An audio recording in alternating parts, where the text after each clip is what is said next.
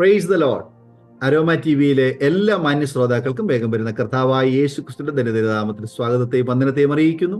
ദൈവമായ കർത്താവ് നമ്മെ എല്ലാവരെയും അനുഗ്രഹിക്കുമാറാകട്ടെ.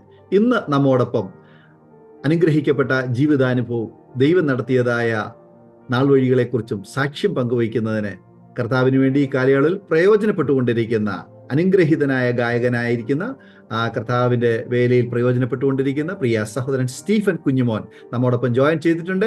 പ്രിയ സ്റ്റീഫൻ കുഞ്ഞുമോനെ അരോമ ടി വിയിലെ പ്രേക്ഷകരോടൊപ്പം പരിചയപ്പെടുത്തുന്നത് ഞങ്ങൾക്ക് വളരെ സന്തോഷമുണ്ട്. കർത്താവിന്റെ സ്റ്റീഫൻ കുഞ്ഞുമോനെ തികഞ്ഞ സ്നേഹത്തോടും ആദരവോടും കൂടി ഞങ്ങൾ സ്വാഗതം ചെയ്തുകൊള്ളും. എന്തൊക്കെയുണ്ട് വിശേഷങ്ങള്? പക്ഷേ ദൈവത്തിന്റെ കൃപയാൽ സന്തോഷമായിട്ടിരിക്കുന്ന ഓരോ ദിവസവും കർത്താവ് അനുഗ്രഹമായിട്ട് നടത്തുന്നു. ഓക്കെ, എവിടെ നിന്നാണ് ഇപ്പോൾ ജോയിൻ ചെയ്തിരിക്കുന്നത്? ഞാൻ കൊട്ടാരക്കരയിൽ നിന്നുണ്ടാണ്. ഓക്കെ. വീട്ടിൽ ആരൊക്കെയുണ്ട്? വീട്ടില് അച്ഛൻ, അമ്മ, അനിയത്തി, പിന്നെ ഞാൻ, എന്റെ വൈഫ്. ഓക്കെ. വീട്ടുകാരെയും കുടുംബത്തെയും ഒക്കെ പരിചയപ്പെടുത്തിയാൽ വളരെ സന്തോഷമുണ്ട്. ദൈവം ധാരാളം അനുഗ്രഹിക്കുമാറാകട്ടെ. സ്റ്റീഫന്റെ ജീവിതത്തില് ഉള്ള അനുഭവങ്ങള്, ദൈവം നടത്തിയ നാൾ വഴികള്, അത്ഭുതകരമായ സാക്ഷ്യമൊക്കെ പറയുന്നതിനുള്ളതായ അവസരങ്ങളാണ് തുടർന്ന് ഇന്ന് അരോമ ടി വി പ്രേക്ഷകരോടൊപ്പം ചിലവഴിക്കേണ്ടുന്നത്. പ്രിയ സ്റ്റീഫനെ ദൈവം അനുഗ്രഹിക്കട്ടെ. ആകട്ടെ, സ്റ്റീഫന്റെ ബാല്യകാല സ്മരണകളെ കുറിച്ചും വിദ്യാഭ്യാസ കാലയളവിനെ കുറിച്ചൊക്കെ ഒരു വാക്കിലൊന്ന് പറയാമോ? ഞങ്ങൾ ശരിക്കും ജനിച്ചു വളർന്നത് ഒരു ക്രിസ്തീയ കുടുംബത്തിലല്ല. എന്നാൽ വളരെ ചെറുപ്പം മുതലേ കർത്താവിനോട് ഭയങ്കര ഒരു സ്നേഹമായിരുന്നു. ആദ്യം കർത്താവിലേക്ക് വരുന്നത് എൻ്റെ മാതാവാണ്. എൻ്റെ കുടുംബത്തിനകത്തുനിന്ന് മാതാവാണ് വരുന്നത്. ഒരു വല്ലാത്ത ബാക്ക്ഗ്രൗണ്ടിൽ നിന്നാണ് വരുന്നത്. സ്വന്തമായിട്ട് അമ്പലങ്ങളും ആൽത്തറകളും ഒക്കെ ഉള്ള ഒരു കുടുംബ പശ്ചാത്തലമായിരുന്നു. അതിനകത്തുനിന്ന് മാതാവ് രക്ഷിക്കപ്പെട്ടു, ഒറ്റയ്ക്ക് വിശ്വാസത്തിലേക്ക് വന്നു. അതിന്റെ പുറകെ ഞങ്ങൾ എല്ലാവരും, അച്ഛൻ, എല്ലാവരും കുടുംബമായി കർത്താവിലേക്ക് വന്നു. അന്ന് ഒരു ഓർമ്മ വെച്ച നാള് മുതല് കർത്താവിനെ ഭയങ്കര ഇഷ്ടമാണ്. കർത്താവിന് വേണ്ടി നിൽക്കണമെന്നുള്ളതായിരുന്നു എൻ്റെ ഭയങ്കര ഒരു കൊതി, എൻ്റെ ഭയങ്കര ഒരു ആഗ്രഹം, എല്ലാം അത് തന്നെയായിരുന്നു. അപ്പം ഈ വളരെ കുഞ്ഞുനാൾ മുതലേ എനിക്ക് പാസ്റ്റർമാരെ ഭയങ്കര ഇഷ്ടമാണ്. അപ്പോ എന്നാ പറയാ, ഞാൻ ഇടുന്ന ഡ്രസ്സ് പോലും പണ്ട് വെള്ള ഷർട്ടുകളായിരുന്നു. അപ്പം അത്രത്തോളം കർത്താവിനോടുള്ളൊരു ഇഷ്ടമാണ്. എൻ്റെ കളി മൊത്തവും ഞാൻ മറ്റു രീതിയിലൊന്നും ഇപ്പോഴും തുറന്നു പറയുന്നതുകൊണ്ട് എനിക്ക് വിഷമം ബുദ്ധിമുട്ടൊന്നും ഇല്ല. എനിക്ക് ക്രിക്കറ്റ് കളിക്കാനോ ഫുട്ബോൾ ഇങ്ങനെയുള്ള പരിപാടികളൊന്നും എനിക്ക് അറിയത്തില്ല. പണ്ട് മുതലേ എൻ്റെ ചെറുപ്രായം മുതലേ ഞാൻ കളിക്കുന്നത്, ഞാൻ പ്രസംഗിക്കുന്നതായിട്ടും ഞാൻ പാടുന്നതായിട്ടും കുറെ കൊച്ചു പിള്ളേരെയൊക്കെ മുൻപിൽ ഇരുത്തി അവരോട് പ്രസംഗിക്കുന്നതായിട്ടും പാടുന്നതായിട്ടും ഒക്കെയാണ് എൻ്റെ ആ ഒരു ബാല്യകാലം ഞാൻ ഇങ്ങനെ മുന്നോട്ട് പോയിക്കൊണ്ടിരിക്കുന്നത്. വിദ്യാഭ്യാസം എന്ന് പറയുന്നത് ഞാൻ ഡിഗ്രി കംപ്ലീറ്റ് ചെയ്തിരിക്കുന്നു. ആ സമയങ്ങളിലെല്ലാം എനിക്ക് തോന്നുന്നു ആ ഒരു +1 +2 ആ സമയങ്ങളിലെല്ലാം മീറ്റിങ്ങുകളും കാര്യങ്ങളുമായിട്ടൊക്കെ ഒത്തിരി ക്ലാസ്സിനൊന്നും പോകാൻ പറ്റാത്ത ഒരു അനുഭവമായിരുന്നു. എങ്കിലും കർത്താവ് എല്ലായിടവും നടത്തി. കർത്താവിന്റെ കൃപയാൽ അങ്ങനെ മുന്നോട്ട് പോകുന്നു മാസ്റ്റർ. ഓക്കെ, വീട്ടിലെ പ്രിയപ്പെട്ടവരെയും ബാല്യകാലത്തെ കുറിച്ചുള്ള നല്ല ഓർമ്മകളും ഒക്കെ പങ്കുവച്ചതിന് വളരെ നന്ദി. അപ്പോൾ ചെറുപ്പത്തിൽ തന്നെ മാതാവ് അറിഞ്ഞതായ ആ ഒരു സത്യം വീട്ടിലുള്ള മറ്റ് പ്രിയപ്പെട്ടവരൊക്കെ സ്വീകരിക്കുവാനുണ്ടായ ആ ഒരു സാഹചര്യം തീർച്ചയായിട്ടും എന്തെങ്കിലും നല്ലൊരു അനുഭവം കാണുമല്ലോ. ഇല്ലാതെ ഒരാള് ഇങ്ങനെ ആ ഒരു വിശ്വാസത്തിലേക്ക് വരത്തില്ലല്ലോ. എന്താണ് ആ ഒരു അനുഭവം എന്നൊന്ന് പറയാം? ഞങ്ങൾ ശരിക്കും ഒന്ന് തുറന്നു പറയുകയാണെങ്കിൽ ഈ ശപിക്കപ്പെട്ട ഒരു കൂട്ടം എന്നൊക്കെ പറയുന്ന പോലെ ഒത്തിരി രോഗങ്ങളും പ്രശ്നങ്ങളും ഒക്കെ ഉള്ളൊരു ഭവനമായിരുന്നു എൻ്റേത്. ഒരുപാട് ഇടങ്ങളിൽ അനുഗ്രഹിക്കപ്പെടാൻ, ഈ രോഗം മാറാൻ, രോഗം എന്ന് പറയുമ്പോൾ ഒന്നും മാറി പ്രശ്നങ്ങളാണ്. ഒരിക്കലും ഭേദപ്പെടാത്ത രീതിയിലുള്ള അസുഖങ്ങളും പ്രശ്നങ്ങളും ഞങ്ങൾ ഒത്തിരി ഭാരപ്പെട്ടു. അപ്പം അതിനകത്തുനിന്നൊരു മോചനത്തിന് വേണ്ടി ഞങ്ങൾ പല ഇടങ്ങളിലും പോയി. എന്നാൽ അവിടെ ഒന്നും ഞങ്ങൾക്ക് സൗഖ്യം തരാനോ ഞങ്ങൾക്ക് ആ സന്തോഷം അനുഭവിക്കാനോ ഒന്നും കഴിഞ്ഞില്ല. ശരിക്കും പറഞ്ഞാൽ കർത്താവിനെ അറിയുന്നത് വളരെ ഒരു ബുദ്ധിമുട്ടിന്റെ സാഹചര്യത്തിലാണ് ശരിക്കും പറഞ്ഞാൽ. അപ്പം എൻ്റെ അമ്മയുടെ അച്ഛൻ, അതായത് എൻ്റെ അപ്പച്ചൻ അറിയപ്പെടുന്ന ഒരു മന്ത്രവാദിയായിരുന്നു.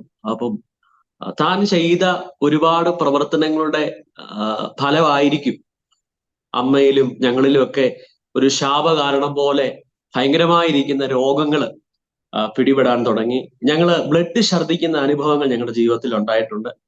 അത് പലയിടങ്ങളിൽ ഹോസ്പിറ്റലുകളിൽ പോയി ടെസ്റ്റ് ചെയ്യുമ്പോഴൊന്നും ഒരു പ്രശ്നങ്ങളോ ഒരു ബുദ്ധിമുട്ടുകളോ ഒന്നുമില്ല. എങ്കിലും ഞങ്ങൾ വല്ലാത്ത വേദനയിലാണ് പൊയ്ക്കൊണ്ടിരിക്കുന്നത്. ആരോടും തുറന്നു പറയാൻ പറ്റത്തില്ല, ആരും വിശ്വസിക്കത്തില്ല, ആരും അംഗീകരിക്കത്തില്ല. എന്നാൽ എല്ലാവരും ഒരേ സമയം, ഞങ്ങളുടെ വീട്ടിലെ എല്ലാവരും ഒരേ സമയം ബ്ലഡ് ഛർദ്ദിക്കുന്ന ഒരു വല്ലാത്ത അനുഭവം ഞങ്ങളുടെ ജീവിതത്തിൽ ഉണ്ടായിരുന്നു. അപ്പം അതിനകത്തു നിന്നൊക്കെ ഒരു മോചനത്തിന് വേണ്ടി ഞങ്ങൾ കർത്താവിനെ അറിഞ്ഞത്. പക്ഷെ ഞങ്ങൾ കർത്താവിനേക്ക് വരുമ്പം ഈ പ്രതികൂല സാഹചര്യങ്ങൾ ഒരിക്കലും കുറയുകയല്ല, മറിച്ച് കൂടുകയായിരുന്നു. പക്ഷെ ദൈവത്തിന്റെ ഒരു കൃപ എന്ന് പറയുന്നത് ഇത്രയും പ്രതികൂലങ്ങൾ കൂടിയിട്ടും ഞങ്ങൾ വീണ്ടും പിന്മാറിപ്പോകാതെ ആ തീരുമാനത്തിൽ, അല്ലെങ്കിൽ ഇറങ്ങിയ ആ വിശ്വാസത്തിന് വേണ്ടി ഉറച്ചു തന്നെ നിൽക്കുകയുണ്ടായി. അത് ഞങ്ങളുടെ ജീവിതത്തിൽ വളരെ വലിയൊരു അനുഗ്രഹമായിട്ട് തന്നെ ഞാൻ കാണുകയാണ്. ഞാൻ ഇപ്പോഴും ഓർക്കുന്നു പാസ്റ്റർ, ഇതുപോലെ എൻ്റെ വീട്ടിനകത്ത് ഒരേ സമയം എല്ലാവരും ബ്ലഡ് ഛർദ്ദിക്കും. ആ ബ്ലഡ് ഛർദ്ദിക്കുമ്പോൾ അതൊരു മരണവെപ്രാളമായിട്ടാണ്. എന്ന് വെച്ചാൽ ഒരു മരിക്കാൻ പോകുന്ന ഒരു വ്യക്തി എങ്ങനെയാണ്, ആ ഒരു രീതിയിലാണ് ഞങ്ങൾ ബ്ലഡ് ഛർദ്ദിക്കുന്നത്. അപ്പം ഇങ്ങനെ ഒരു ബുദ്ധിമുട്ട് ഞങ്ങൾക്ക് വരുമ്പോൾ ഞങ്ങളുടെ കുടുംബത്തിൽ എല്ലാവരും ഞങ്ങളെ അനുകൂലിക്കുന്നവരല്ല. നിങ്ങൾ ഇതിനകത്തുനിന്ന് പോയത് കൊണ്ടാണ് നിങ്ങൾക്ക് ഈ ബുദ്ധിമുട്ട് ഉണ്ടായിരിക്കുന്നത്, അതുകൊണ്ട് നിങ്ങൾ തിരിച്ചു വരണം, ഇത് വലിയ ശാപത്തിന് കാരണമാകും എന്നൊക്കെ പറഞ്ഞ് ഈ അവസ്ഥയിൽ പലരും ഞങ്ങളെ കുറ്റപ്പെടുത്തിക്കൊണ്ടിരിക്കുകയാണ്. പക്ഷെ അവിടെ എല്ലാം ഞങ്ങളെ ആശ്വസിപ്പിക്കാനോ ഞങ്ങളെ ബലപ്പെടുത്താനോ മറ്റ് ആരും തന്നെ ഉണ്ടായിരുന്നില്ല. ആ കർത്താവ് മാത്രമേ ഉള്ളായിരുന്നു. ആ വിശ്വാസത്തിൽ ഞങ്ങൾ ഉറച്ചു തന്നെ നിൽക്കുകയായിരുന്നു. അപ്പൊ എനിക്ക് ഓർമ്മയുണ്ട്, ഞങ്ങളുടെ വീടിനടുത്ത് ഞങ്ങൾ ആ ഇറങ്ങിയ സമയത്ത്, ഞാൻ വളരെ ചെറിയ പ്രായമാണ്, ആ സമയത്ത് ഞങ്ങളെ ആത്മീയമായിട്ട് ബലപ്പെടുത്തുകയും പ്രാർത്ഥിക്കുകയൊക്കെ ചെയ്യുന്ന ഒരു പാസ്റ്ററും ഒരു ആന്റിയും ഹൗസ് വിസിറ്റിങ്ങിന് വേണ്ടി ഞങ്ങളുടെ വീട്ടിനകത്ത് വന്ന് കയറുമ്പോൾ ഞങ്ങളുടെ വീടിന്റെ സ്ഥിതി വളരെ മോശപ്പെട്ട സ്ഥിതിയാണ്. അമ്മ ബ്ലഡ് ഛർദ്ദിച്ച് ഇട്ടിരിക്കുന്ന ഡ്രസ്സ് മൊത്തം ബ്ലഡാണ്, ഞങ്ങളുടെ വീടിനകം മൊത്തം ബ്ലഡാണ്, ബ്ലഡിന്റെ സ്മെല്ലാണ്. അവര് വന്നു, ഒരു നോട്ടത്തിൽ അവർക്ക് ഭയം വന്നു. അവര് ശരിക്കും പ്രാർത്ഥിക്കാൻ വന്നവരാണ്, ഞങ്ങളെ ബലപ്പെടുത്താൻ വന്നവരാണ്. പക്ഷെ ഞങ്ങളുടെ സിറ്റുവേഷൻ കണ്ടപ്പോൾ പാസ്റ്റർ, അവരുടെ കുറ്റമല്ല, ആരാണെങ്കിലും അങ്ങനെ ചെയ്യത്തുള്ളൂ, അടുത്ത സെക്കൻഡ് വൈഫിന്റെ കൈ പിടിച്ചിട്ട് പറഞ്ഞു, അടുത്ത സെക്കൻഡ് നമുക്ക് ഇവിടുന്ന് പോകാം, കാരണം ഇവര് മരിച്ചാൽ, കാരണം നമ്മൾ ഇതിന് ഉത്തരവാദികളാകും, നിങ്ങൾ പ്രാർത്ഥിച്ച് കൊന്ന് ഇങ്ങനെയൊക്കെ പറയും, അതുകൊണ്ട് വേഗം അവിടുന്ന് സ്ഥലം വിട്ടുപോയി.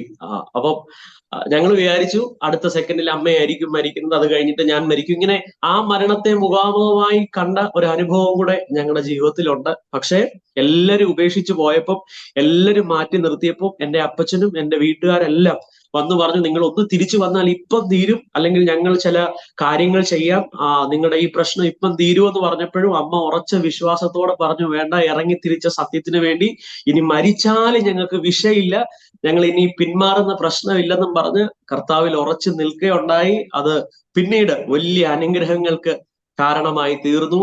ആ രോഗങ്ങളെല്ലാം കർത്താവ് ഞങ്ങളുടെ നടുവിൽ നിന്ന് എടുത്തു മാറ്റി. അതൊരു ഭയങ്കര അനുഗ്രഹമായിരുന്നു. അതാണ് ശരിക്കും കർത്താവിലേക്ക് വരാനുള്ള, ഉറച്ചു നിൽക്കാനും വരാനും, അത് ശരിക്കും വല്ലാത്തൊരു ശാപം. അത് എങ്ങനെ പറയണമെന്ന് എനിക്ക് അറിയത്തില്ല. അതുപോലെ സമാധാനമില്ലാതെ ആത്മഹത്യ ചെയ്യണമെന്നൊക്കെ ഞങ്ങൾ ഒരുമിച്ച് കുടുംബമായിട്ട് തീരുമാനമെടുത്തു. സാമ്പത്തികമായിട്ടാണെങ്കിലും ആരോഗ്യപരമായിട്ടാണെങ്കിലും അതുപോലെ ബുദ്ധിമുട്ടുകളായിരുന്നു. ആ പ്രശ്നങ്ങൾ കാരണമാണ് ശരിക്കും അറിഞ്ഞ കർത്താവിലേക്ക് വീണ്ടും വരാൻ, അല്ലെങ്കിൽ കർത്താവിന് വേണ്ടി നിൽക്കാനൊക്കെ ഞങ്ങളെ പ്രേരിപ്പിച്ചു.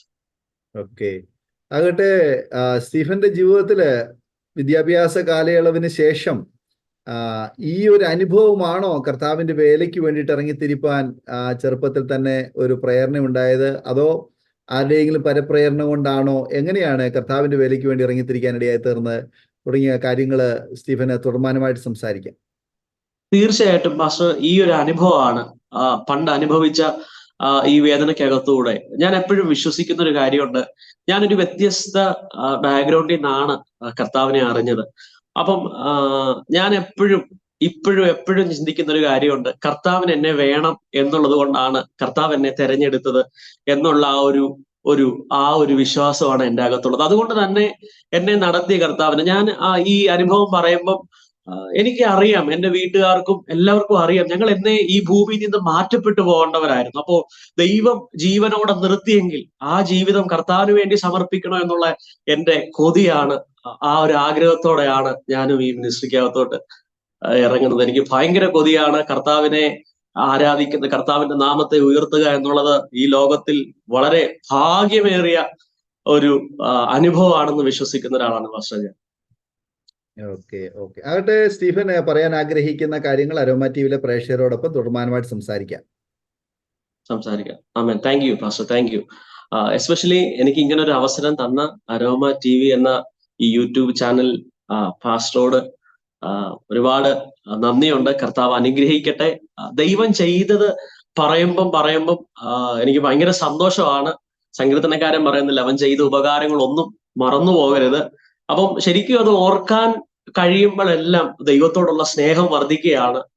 നടത്തിയ വിധങ്ങളെല്ലാം വീണ്ടും ഇന്നും ഈ സാക്ഷ്യം, ഈ അനുഭവം ഈ ചാനലിലൂടെ ഞാൻ ജനങ്ങളോട് പറയുമ്പോൾ വീണ്ടും എൻ്റെ അകത്ത് ദൈവത്തോടുള്ള സ്നേഹം വർദ്ധിക്കുകയാണ്, ആരാധന വർദ്ധിക്കുകയാണ്. കാരണം ദൈവം നടത്തിയ വിധങ്ങൾ അത്ര ഭയങ്കരമാണ്. വളരെ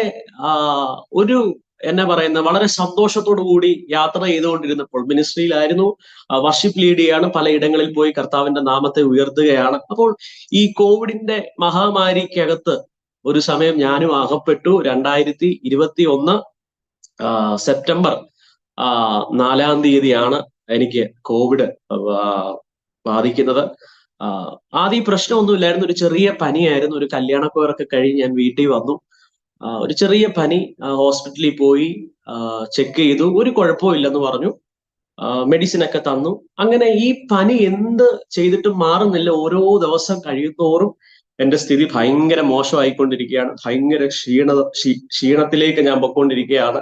ഭയങ്കര അസ്വസ്ഥതയിലോട്ട് ഞാൻ പൊയ്ക്കൊണ്ട്, അങ്ങനെ എനിക്ക് തോന്നുന്നു ഒരു 5-6 ദിവസം പല ഹോസ്പിറ്റലുകളെല്ലാം ഞാൻ മാറി പോയി. പക്ഷേ അവരെല്ലാം ഈ കോവിഡ് ചെക്ക് ചെയ്യുമ്പോൾ ഒരു കുഴപ്പമില്ല, പോസിറ്റീവ് അല്ല, നെഗറ്റീവ് ആണ് എന്നും പറഞ്ഞ് മെഡിസിൻ തന്ന് വിടുകയാണ്. പക്ഷെ എനിക്ക് അസാധാരണമായ ക്ഷീണം, ആ ഒരു അസ്വസ്ഥതയോടെ ഞാനിങ്ങനെ കടന്നു പോയിക്കൊണ്ടിരിക്കുമ്പോൾ എനിക്ക് തോന്നുന്നു സെപ്റ്റംബർ 5-ാം തീയതി എന്റെ ക്ഷീണം ഭയങ്കരമായിട്ട് കൂടി. ഞാൻ ഭയങ്കരമായിട്ട് അസ്വസ്ഥനായി. പെട്ടെന്ന് തന്നെ എൻ്റെ വീടിനടുത്തുള്ള ഒരു ഹോസ്പിറ്റലിലേക്ക് എന്നെ കൊണ്ടുപോയി. അവര് നേരെ കോവിഡ് ചെക്ക് ചെയ്തപ്പോൾ എനിക്ക് പോസിറ്റീവ് ആണെന്ന് പറഞ്ഞു. അഡ്മിറ്റ് ചെയ്യണമെന്ന് പറഞ്ഞു. എന്നെ അഡ്മിറ്റ് ചെയ്തു. കുറച്ച് സമയം കഴിഞ്ഞപ്പോൾ അവരെന്റെ ഓക്സിജന്റെ അളവ് ചെക്ക് ചെയ്യാൻ തുടങ്ങി. അപ്പം എനിക്ക് തോന്നുന്നു ആദ്യം ചെക്ക് ചെയ്തപ്പോൾ ഏതാണ്ട് 95% ഉണ്ടായിരുന്നു. പിന്നീട് ഒരു 15 മിനിറ്റ് കഴിഞ്ഞ് അവർ വീണ്ടും ചെക്ക് ചെയ്തപ്പോൾ അത് 80% വീണ്ടും ഒരു 15 മിനിറ്റ് കഴിഞ്ഞ് അവർ വീണ്ടും, അപ്പൊ ഇങ്ങനെ ഈ ഓക്സിജന്റെ അളവ് കുറയുന്നത് കൊണ്ട് അവരിങ്ങനെ 15 മിനിറ്റ് കഴിഞ്ഞ് ചെക്ക് ചെയ്തുകൊണ്ടേ ഇരിക്കാൻ തുടങ്ങുമ്പോൾ ഓരോ സമയം ചെക്ക് ചെയ്യുമ്പോഴും ഓക്സിജന്റെ അളവ് ഭയങ്കരമായിട്ട് ശരീരത്തിനകത്ത് കുറഞ്ഞുകൊണ്ടിരിക്കുകയാണ്. അങ്ങനെ ഒരു സിറ്റുവേഷനിലോട്ട് ഞാൻ പോയി. പെട്ടെന്ന് തന്നെ അവിടുത്തെ ഡോക്ടേഴ്സ് വന്നിട്ട് പറഞ്ഞു, വേഗം ഇവിടുന്ന് കൊണ്ടുപോകണം, കാരണം ഓക്സിജന്റെ അളവ് ഭയങ്കരമായിട്ട് കുറഞ്ഞുകൊണ്ടിരിക്കുകയാണ്. ഇവിടെ ICU ബെഡോ അങ്ങനെയുള്ള സൗകര്യങ്ങളൊന്നുമില്ല. അങ്ങനെ സൗകര്യങ്ങളുള്ള ഒരു നല്ല ഹോസ്പിറ്റലിലേക്ക് വേഗം എത്തിക്കണമെന്ന് പറയുന്നു. നമ്മൾ അങ്ങനെയൊന്നും ഒരു പ്രതീക്ഷയോടെ ഒന്നും അല്ല ആ ഹോസ്പിറ്റലിലോട്ട് പോയത്. പക്ഷെ ഇത് കേട്ടപ്പോൾ ഭയങ്കര ഒരു ഷോക്കായിരുന്നു. പെട്ടെന്ന് ഒരു ആംബുലൻസിനകത്ത് കയറ്റി ഒരു വലിയ ഹോസ്പിറ്റലിലേക്ക്, ഒരു പ്രൈവറ്റ് ഹോസ്പിറ്റലിലേക്ക് എന്നെ കൊണ്ടുപോയി നേരെ ആംബുലൻസിനകത്തൊക്കെ കയറിയത് തന്നെ ഒരു ആദ്യത്തെ അനുഭവമാണ്. ഒരു വല്ലാത്ത സാഹചര്യമാണ്. നേരെ ഹോസ്പിറ്റലിന്റെ വാതിൽക്കിലേക്ക് ഞാൻ ചെന്ന് ഇറങ്ങുമ്പോൾ എന്നെ കുറെ പേര് വന്നു വീൽ ചെയറിൽ കൊണ്ടുപോയി CT സ്കാൻ ഒക്കെ എടുത്തപ്പം അവര് പറയാണ് എൻ്റെ റൈറ്റ് ലങ്സ് മൊത്തം കോവിഡ് ബാധിച്ച് നശിച്ചിരിക്കുകയാണ്. എൻ്റെ ലെഫ്റ്റ് ലങ്സിന് 60% കോവിഡ് ബാധിച്ചു, 40% മാത്രമേ ഉള്ളൂ, പെട്ടെന്ന് ICUലേക്ക് മാറ്റണമെന്ന് പറഞ്ഞു. അങ്ങനെ എന്നെ നേരെ ICUലോട്ട് കൊണ്ടുപോകായിരുന്നു. ഒരു വല്ലാത്ത അനുഭവമായിരുന്നു. ICU ബെഡൊക്കെ എങ്ങനെയാന്ന് പോലും ഞാൻ കണ്ടിട്ടില്ല. പക്ഷെ ആദ്യമായിട്ട് അതിനകത്തോട്ട് കയറി ഒരു വല്ലാത്ത അനുഭവമാണ്. അങ്ങനെ ICUവിനകത്തോട്ട് എന്നെ കൊണ്ടുപോയി. അന്ന് രാത്രി തന്നെ എനിക്ക് തോന്നുന്നു മെഡിസിൻ എല്ലാം സ്റ്റാർട്ട് ചെയ്തു. പക്ഷെ എന്ത് ചെയ്തിട്ടും എനിക്ക് ഓക്സിജൻ ഒക്കെ തന്നു. പക്ഷെ എന്റെ ശാരീരിക നില ഒരിക്കലും മുകളിലോട്ട് പോവുകയല്ല, താണു പോവുകയാണ്, പ്രശ്നങ്ങളിലോട്ട് പോവുകയാണ്. ഞാൻ വളരെ ക്ഷീണിതനായിക്കൊണ്ടിരിക്കുകയാണ്. അപ്പൊ ഡോക്ടേഴ്സ് പറഞ്ഞു കുഴപ്പമില്ലെന്ന് ആദ്യം പറഞ്ഞു, നമുക്ക് നോക്കാം, പ്രശ്നമില്ല എന്നൊക്കെ പറഞ്ഞിട്ടും വരും ദിവസങ്ങളിലും മണിക്കൂറുകളൊക്കെ കഴിയും തോറും എന്റെ സ്ഥിതി ഭയങ്കര മോശമായിക്കൊണ്ടിരുന്നു.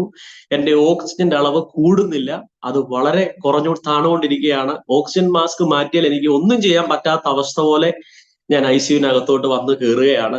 അപ്പം ICUവിനകത്ത് ഞാൻ കയറുമ്പോഴും ആ കോവിഡിന്റെ ടൈം നമുക്കറിയാം. അത് മൊത്തം അതിനകത്തുള്ളവരെല്ലാം കോവിഡ് ബാധിച്ച് വളരെ ബുദ്ധിമുട്ട് അനുഭവിക്കുന്നവരാണ്. ഒരു വല്ലാത്ത അന്തരീക്ഷമായിരുന്നു.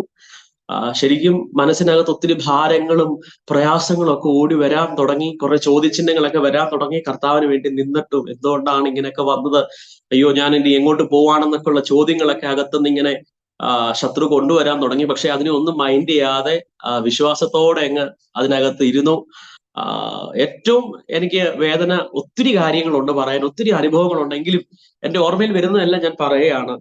ശരിക്കും ആ ICUവിന്റെ അനുഭവം എനിക്കത് പറയാൻ അറിയത്തില്ല.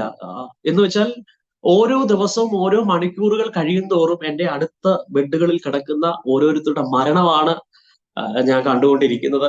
അവർ മരിക്കുന്നതാണ് ഞാൻ കണ്ടുകൊണ്ടിരിക്കുന്നത്. അപ്പോൾ എന്റെ മനസ്സിനകത്തും ഒരു സംശയം വരികയാണ്, നാളെ ഒരു പക്ഷെ ഇവരെ പോലെ ഞാനും മരിക്കും എന്നൊക്കെയുള്ള ഒരു ഒത്തിരി കർത്താവിന് വേണ്ടി പാടുമ്പോഴും വർഷിപ്പ് ചെയ്യുമ്പോഴും ഒക്കെ ദൈവം കൈവിടത്തില്ല എന്നെങ്കിലും അങ്ങനെയൊക്കെ നമ്മൾ പറയുന്നുണ്ടെങ്കിൽ പെട്ടെന്ന് അങ്ങനെ ഒരു സാഹചര്യത്തിനകത്ത് വീണപ്പോൾ എന്റെ അകത്തും ചോദ്യചിഹ്നങ്ങൾ ഉയരാൻ തുടങ്ങി. ഞാനും ഇവരെ പോലെ മരിക്കുവോ, അല്ലെങ്കിൽ ഞാനും ഇവരെ പോലെ അവസാനിക്കുവോ, എന്റെ സ്ഥിതി എന്താണ് ഇങ്ങനെ. അപ്പം എനിക്ക് ഈ മരണം എന്ന് പറയുന്നത് ഭയങ്കര ഭയമുള്ള ഒരു കാര്യമായിരുന്നു. ഈ മരണ വീട്ടിലൊന്നും എനിക്ക് തുറന്നു പറയാണ്, ഈ പരിചയമില്ല ഒരു മരണ വീട്ടിൽ ഞാൻ അധികം പോവാറില്ല. കാരണം എനിക്ക് ഭയങ്കര സങ്കടമാണ്. കാരണം ഞാൻ ആരും കരയാത്തതുപോലെ മരണ വീട്ടിൽ പോയി കരയും. അതെനിക്കൊരു ഭയങ്കര വിഷമാണ്. പക്ഷെ ഈ മരിക്കുക എന്നൊക്കെ പറഞ്ഞാൽ എനിക്കൊരു ഭയമായിരുന്നു ആ സമയങ്ങളിൽ. അപ്പം എന്റെ കണ്ണിന്റെ മുൻപിലാണ് പലരും മരിക്കുന്നത് ഞാൻ കണ്ടുകൊണ്ടിരിക്കുന്നത്. അങ്ങനെ വല്ലാത്ത മാനസികമായിട്ടും ശാരീരികമായിട്ടും മൊത്തം ഞാൻ തകർന്നിരിക്കുകയാണ്. അപ്പൊ തന്നെ മാനസികമായിട്ടും ഞാൻ ഭയങ്കരമായിട്ട് ബുദ്ധിമുട്ടിൽ പൊക്കോണ്ടിരിക്കുകയാണ്.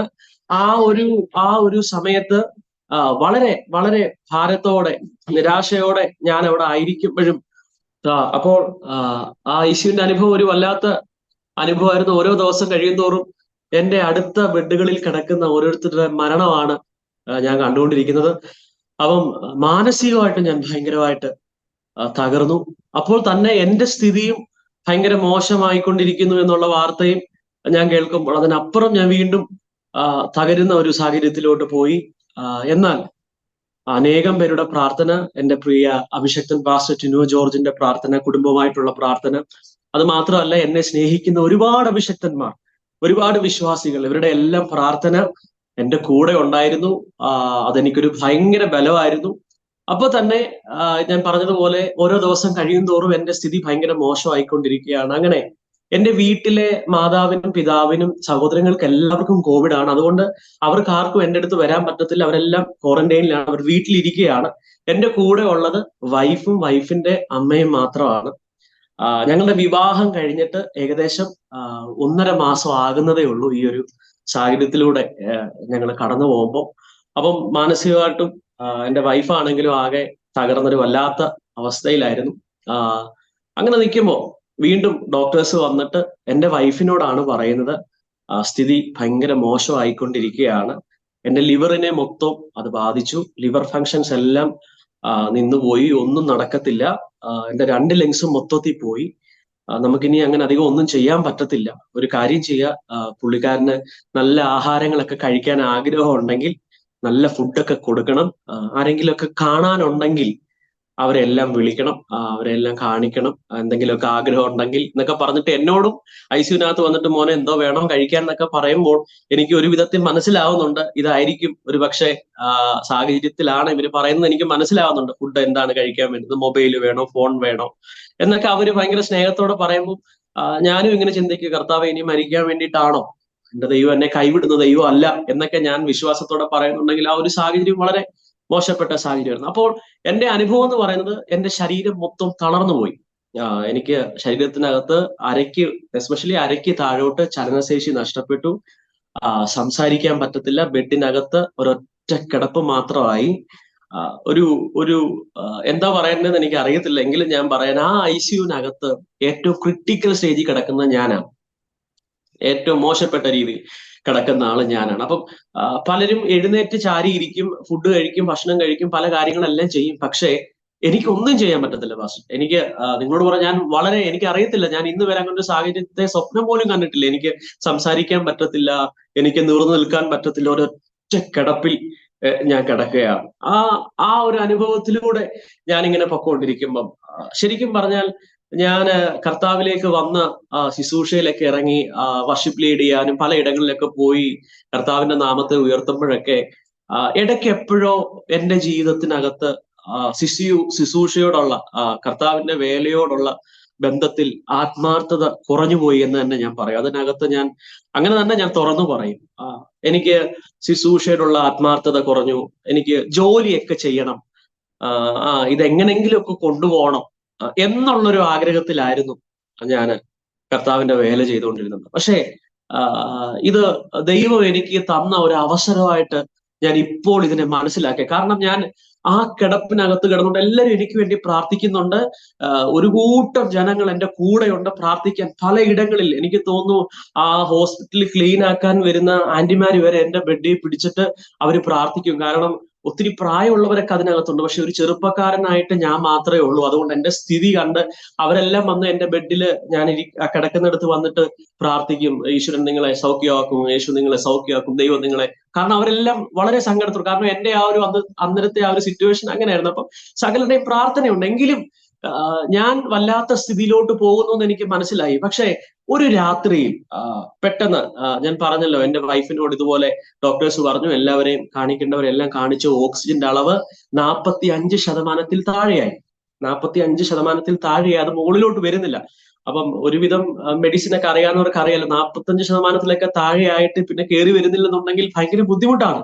അപ്പം ഈ ഓക്സിജൻ മാസ്ക് എടുത്താൽ ആ സെക്കൻഡിൽ ഞാൻ തീരും. ആ ഒരു സിറ്റുവേഷനിലൂടെയാണ് ഞാൻ പൊക്കോണ്ടിരിക്കുന്നത്. അപ്പൊ തന്നെ ഈ ശരീരത്തിനകത്ത് ബ്ലഡ് ക്ലോട്ട് ആവാൻ തുടങ്ങി.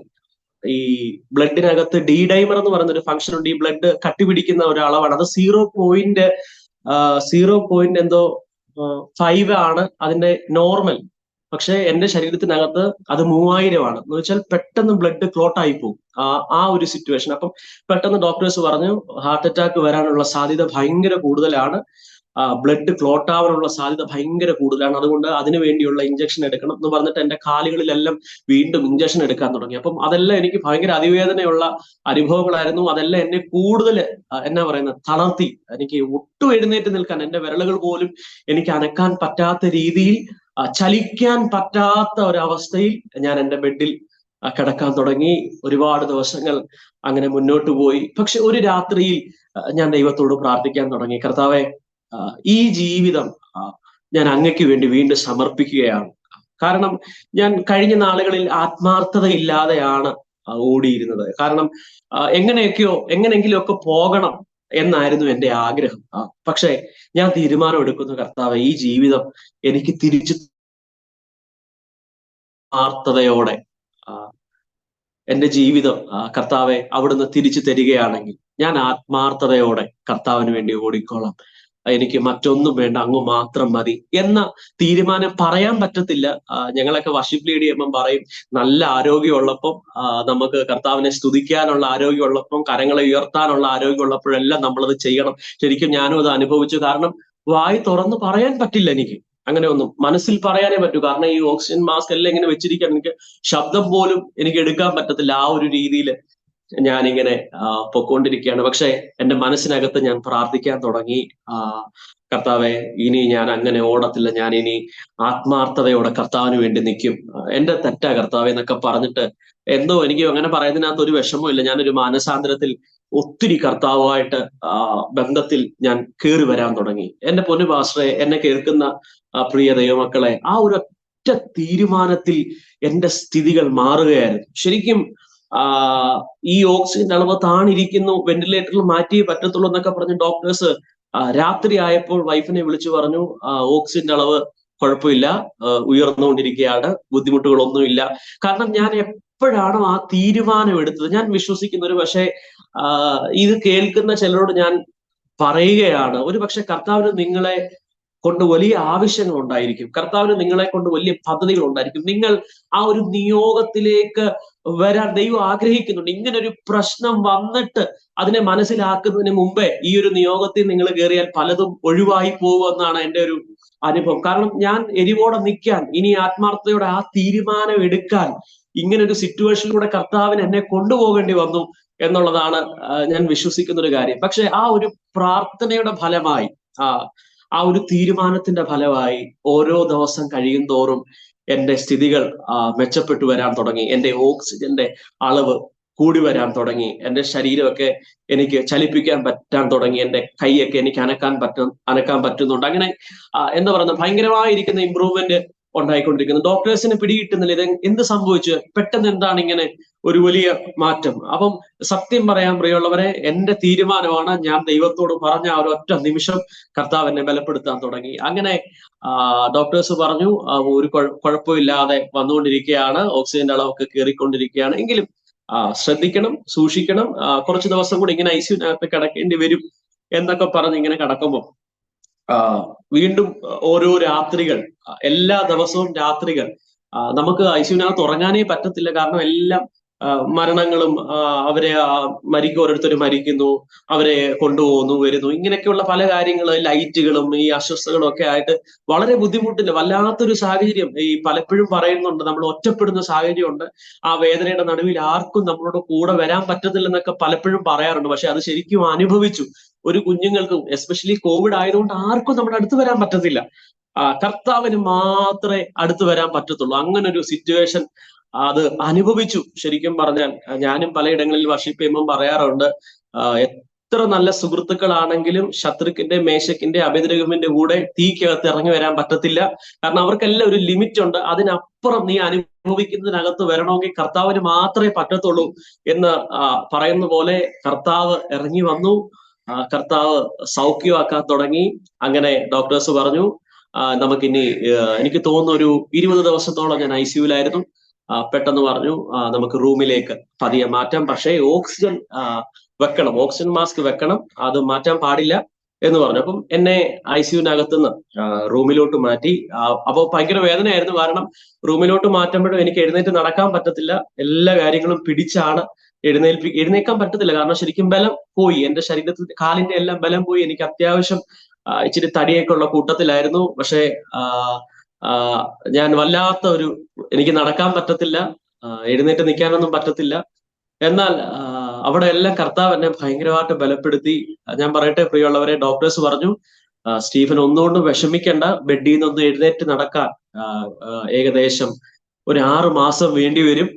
അത് അങ്ങനെയാണ്, വിഷമിക്കേണ്ട, 6 മാസം വേണ്ടി വരും, അങ്ങനെ ഒന്നും ബുദ്ധിമുട്ടൊന്നും, അങ്ങനെ ഒന്നും ചിന്തിക്കേണ്ട, ഒരു 6 മാസം വേണ്ടി വരും എന്നൊക്കെ പറഞ്ഞു. പക്ഷെ ഞാൻ റൂമിൽ വന്നു. എനിക്ക് തോന്നുന്നു ഒരു 4ാമത്തെ ദിവസം ഞാൻ നടക്കാൻ തുടങ്ങി. കർത്താവ് എന്നെ നടത്തി. അതൊരു വല്ലാത്ത അനുഭവമായിരുന്നു. പിന്നെ ഓരോ സെക്കൻഡുകളിലും ദൈവിക സൗഖ്യം ഞാൻ അനുഭവിച്ചുകൊണ്ടേയിരുന്നു. ഈ റൂമിൽ വന്നപ്പോഴും ഞാൻ ഓക്സിജൻ മാസ്ക് മാറ്റരുതെന്നാ പറഞ്ഞേ. അപ്പം ഞാൻ ഈ ഓക്സിജൻ മാസ്ക് വെച്ചുകൊണ്ടിരിക്കുകയാണ്.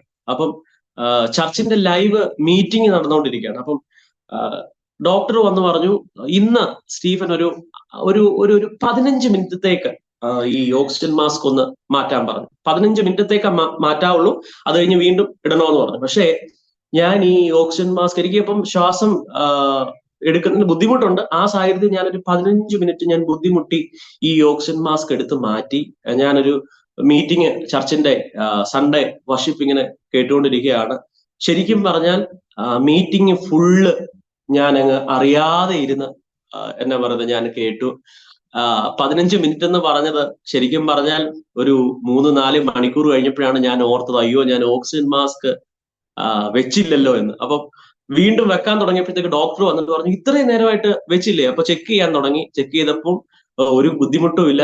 പിന്നെ പറഞ്ഞു, എന്നാ ഇന്നൊരു ദിവസം ഇങ്ങനെ ഇരിക്കട്ടെ എന്ന് പറഞ്ഞു. അപ്പം അന്നത്തെ ഒരു ദിവസം ഫുള്ള് വെക്കാതിരുന്നു. അപ്പൊ വീണ്ടും അവർ വന്ന് ആ ദിവസം കഴിഞ്ഞിട്ട് ചെക്ക് ചെയ്തു. അപ്പം വീണ്ടും അവർ ചെക്ക് ചെയ്തപ്പോൾ ഒരു കുഴപ്പമില്ല എന്ന് പറഞ്ഞ് 2 ദിവസം കൂടി ഇരിക്കട്ടെ എന്നെങ്ങനെയായി. പിന്നെ ജീവിതത്തിൽ അത് വെക്കേണ്ടി വന്നില്ല. അത് പൂർണ്ണമായിട്ട് മാറ്റുവാൻ കർത്താവ് ഇടയാക്കി. അപ്പൊ തന്നെ വളരെ എന്താ പറയുന്നത്, എന്റെ വൈഫ് ഭയങ്കരമായിട്ട് മാനസികമായിട്ട് തകർന്നു പോയി. കാരണം ആരുമില്ല, ഒറ്റയ്ക്ക് നിൽക്കുകയാണ്. ഈ ഡോക്ടേഴ്സ് എല്ലാം വന്ന് പറയുന്നത് വൈഫിനോടാണ്. ശരിക്കും പറഞ്ഞാൽ നമ്മൾ ഈ ലൈഫിൽ ഇങ്ങനെ ഒരു പ്രശ്നം വരുമെന്ന് പ്രതീക്ഷിച്ചതേ അല്ല.